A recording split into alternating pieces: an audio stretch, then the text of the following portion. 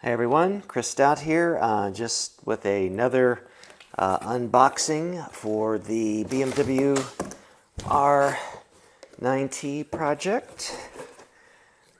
This was purchased via Revzilla. Thank you guys, shout out to them.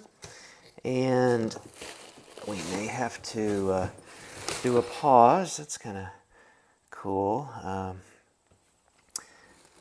Puig. I'm not exactly sure how to pronounce the company that I got this, but it is a rear fender for the rear tire underneath, because I'm going to do a I've also ordered a kit for the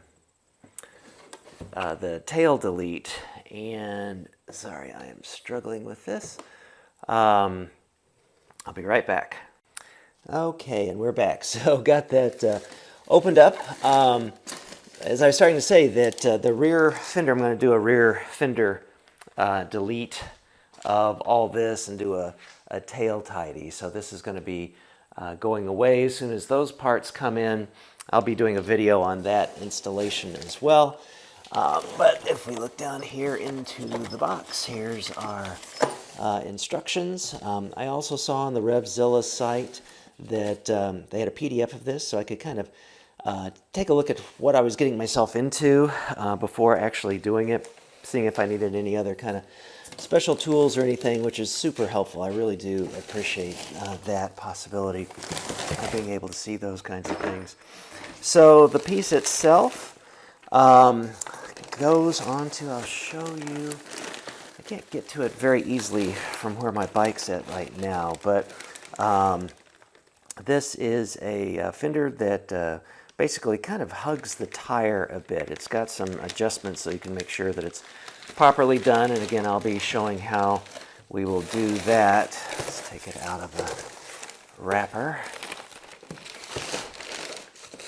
if we can.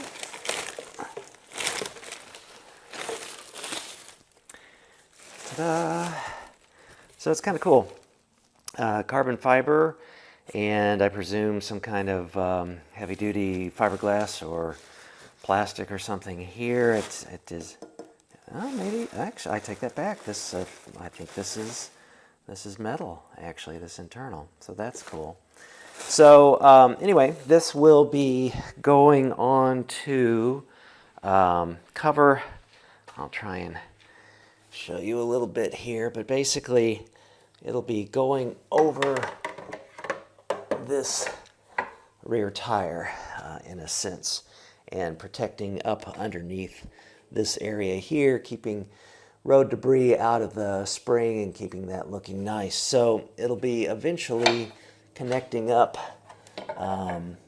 with these guys, something along, well, if you can see that, something along those lines. So I think it'll be functional. I think it'll be nice to get rid of this and then still not worry about back spray. I don't plan on doing a lot of rain riding, but I think it'll be functional as well as a nice piece. So be sure to tune into that episode where I do the installation. Thanks a lot. Boy, I thought putting this fender in would be so easy. Just take out a couple bolts, put in a couple bolts, and ready to roll. That was not the case. The big deal issue was not the bolt to the brake, but the bolt to the frame and sort of a brake cable lever, if you will. And since I moved, don't have any jacks, any really proper tools, so everything is done in a very small garage post-COVID move, and I theorized I needed a jack to be able to jack the bike up and then be able to drop the swing arm to the proper position to be able to put this fender in. And fortunately, I have a new BFF here in Door County, which is a bit of a challenge. Blasier Performance, Door County. I went over there with my theory in hand, and said, hey, I think if I could jack the bike up, if you have a jack, this will line up the swing arm and we can put this in.